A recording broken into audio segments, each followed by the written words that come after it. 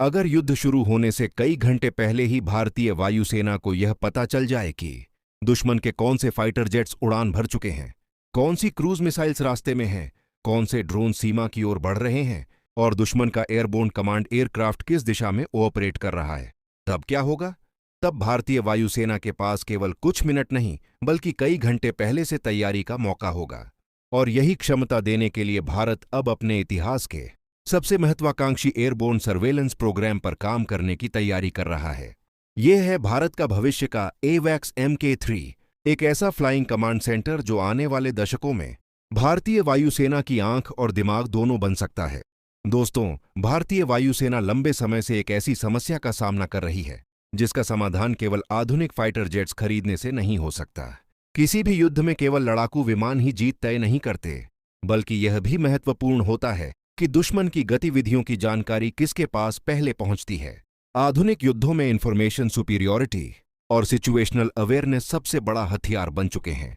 इसी कारण दुनिया की बड़ी वायुसेनाएं AWACS यानी airborne warning and control system को अपनी एयर पावर का सबसे महत्वपूर्ण हिस्सा मानती है। वर्तमान समय में भारतीय वायुसेना के पास केवल 3 इजरायली फैल्कॉन AWACS विमान हैं, जो रशियन IL-76 प्लेटफॉर्म पर आधारित हैं। इन विमानों ने पिछले 2 दशकों में भारत को महत्वपूर्ण हवाई निगरानी क्षमता प्रदान की है, लेकिन भारत जैसे विशाल देश के लिए केवल 3 AWACS पर्याप्त नहीं है। यदि एक विमान मेंटेनेंस में हो, दूसरा ट्रेनिंग मिशन पर हो और तीसरा ऑपरेशनल डिप्लॉयमेंट पर हो, तो 24/7 लगातार निगरानी बनाए रखना बेहद कठिन हो जाता है। यही कारण है कि भारतीय वायुसेना भविष्य में कम से कम 6 हेवी क्लास AWACS MK3 विमानों का बेड़ा संचालित करना चाहती है। भारत ने बालाकोट एयर स्ट्राइक, पाकिस्तान के साथ हुए हवाई तनाव और ईस्टर्न लद्दाख क्राइसिस के दौरान यह महसूस किया कि दोनों मोर्चों पर एक साथ लगातार एयर सर्वेलेंस बनाए रखने के लिए अधिक शक्तिशाली AWACS प्लेटफॉर्म की आवश्यकता है। चीन के पास पहले से KJ-2000, KJ-500 और KJ-3000 जैसे कई AWACS प्लेटफॉर्म मौजूद हैं, जबकि पाकिस्तान के पास भी साब एरियाई और चाइनीज ZDK-03 जैसे एयरबोर्न अर्ली वार्निंग सिस्टम्स हैं। ऐसे में भारत को अपनी हवाई निगरानी क्षमता को अगले स्तर तक ले जाना अनिवार्य हो गया है।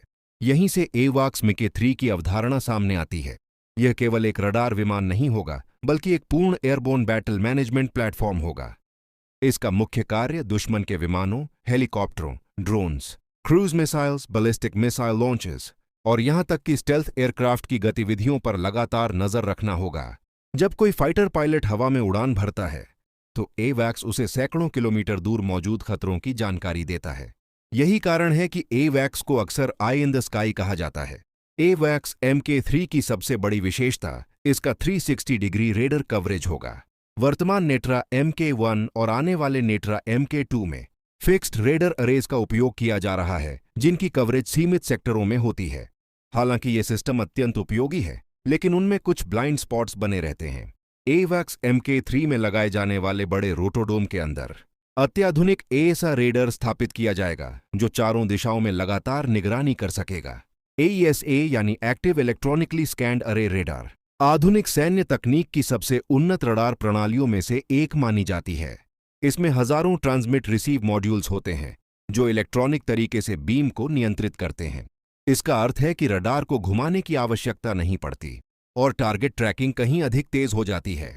सूत्रों के अनुसार भारतीय वायुसेना चाहती है कि AWACS MK3 कम से कम 550 किलोमीटर या उससे अधिक दूरी तक हवाई लक्ष्यों का पता लगा सके। यह दूरी इतनी अधिक है कि भारत अपनी सीमाओं के भीतर रहते हुए भी दुश्मन के एयरबेसों के आसपास की गतिविधियों की निगरानी कर सकेगा। यदि कोई फाइटर स्क्वाड्रन उड़ान भरता है या कोई एयरबोर्न टैंकर मिशन शुरू होता है, तो भारतीय वायुसेना को उसकी जानकारी बहुत पहले मिल सकती है। इस परियोजना में एयरबस A330 प्लेटफॉर्म का चयन भी बेहद महत्वपूर्ण माना जा रहा है। A330 दुनिया के सबसे सफल वाइड बॉडी एयरक्राफ्ट में से एक है। यह वही विमान है जिसके आधार पर कई देशों ने अपने टैंकर एयरक्राफ्ट और मिलिट्री सपोर्ट प्लेटफॉर्म्स विकसित किए हैं। इसका विशाल आकार AWACS मिशन के लिए आदर्श माना जाता है, क्योंकि इसमें बड़ी संख्या में operator consoles, high power processors, cooling systems और कम्युनिकेशन इक्विपमेंट लगाए जा सकते हैं। AWACS MK3 का आकार और क्षमता वर्तमान नेट्रा एयरक्राफ्ट की तुलना में कई गुना अधिक होगी। विमान के अंदर दर्जनों मिशन ऑपरेटर बैठकर वास्तविक समय में हजारों हवाई और जमीनी गतिविधियों की निगरानी कर सकेंगे। ये विमान केवल टारगेट डिटेक्शन नहीं करेगा, बल्कि battle management, fighter control, air defence coordination और इलेक्ट्रॉनिक इंटेलिजेंस जैसे कार्य भी करेगा।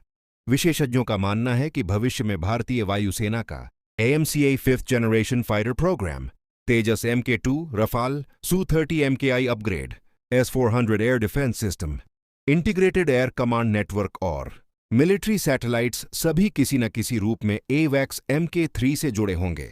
इसका मतलब यह है कि AWACS MK3 पूरे भारतीय युद्ध नेटवर्क का एक केंद्रीय नोड बन सकता है।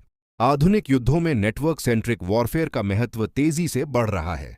अमेरिका ने गल्फ वॉर से लेकर इराक और अफगानिस्तान अभियानों तक यह साबित किया कि जिस पक्ष के पास बेहतर सर्वेलेंस और डेटा शेयरिंग होती है, उसे युद्ध क्षेत्र में भारी बढ़त मिलती है। भारत भी अब उसी दिशा में आगे बढ़ रहा है। AWACS MK3 को fighter jets, ground radars, satellites, air defence batteries और भविष्य के अनमैन्ड कॉम्बैट एयरक्राफ्ट के साथ जोड़ने की योजना बनाई जा रही है। एक और महत्वपूर्ण पहलू इसकी एंड्योरेंस है। एयरबस A330 प्लेटफॉर्म हवा में लंबे समय तक बने रहने में सक्षम है। एयर टू एयर रिफ्यूलिंग की सहायता से यह कई घंटों तक लगातार मिशन पर रह सकता है। इसका मतलब है कि संकट या युद्ध की स्थिति में भारतीय वायुसेना कई दिनों तक लगातार एयर सर्वेलेंस बनाए रख सकती है। यह क्षमता विशेष रूप से चीन जैसे बड़े प्रतिद्वंद्वी के खिलाफ बेहद महत्वपूर्ण मानी जाती है। AWACS MK3 भारत के लिए केवल एक नया रक्षा प्रोजेक्ट नहीं है, बल्कि यह आत्मनिर्भर भारत और स्वदेशी रक्षा तकनीक की दिशा में एक बड़ा कदम होगा। यदि DRDO इस परियोजना को सफलतापूर्वक पूरा कर लेता है, तो भारत अमेरिका, रूस, चीन, इजराइल और कुछ अन्य चुनिंदा देशों की श्रेणी में शामिल हो जाएगा जिनके पास अत्याधुनिक स्वदेशी 360 डिग्री AWACS क्षमता मौजूद है। आने वाले वर्षों में जब AMCA जैसे स्टेल्थ फाइटर्स भारतीय वायुसेना में शामिल होंगे, तब AWACS MK3 उनकी पूरी क्षमता को सामने लाने में महत्वपूर्ण भूमिका निभाएगा।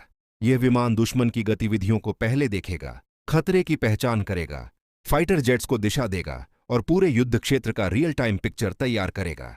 सरल शब्दों में कहें तो AWACS MK3 भारतीय वायुसेना का फ्लाइंग ब्रेन होगा। अगर यह परियोजना सफल होती है, तो भारत की हवाई शक्ति में वही बदलाव आ सकता है जो कभी एयरक्राफ्ट कैरियर्स ने नौसेनाओं के लिए और न्यूक्लियर सबमरीन्स ने समुद्री युद्ध के लिए लाया था। आने वाले दशक में AWACS MK3 भारतीय वायुसेना की सबसे महत्वपूर्ण स्ट्रैटेजिक एसेट्स में से एक बन सकता है और चीन तथा पाकिस्तान दोनों के खिलाफ भारत की एयर डोमिनेंस को नई ऊंचाइयों तक पहुंचा सकता है।